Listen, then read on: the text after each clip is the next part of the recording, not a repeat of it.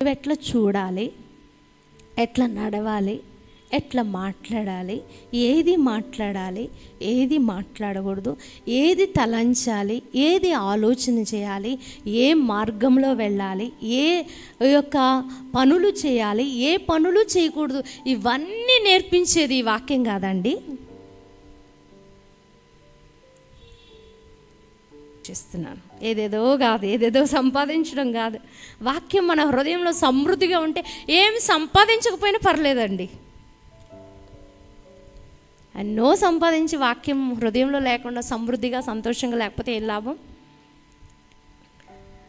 కాబట్టి వాక్యం కొరకు నీ హృదయం ఏమవ్వాలి?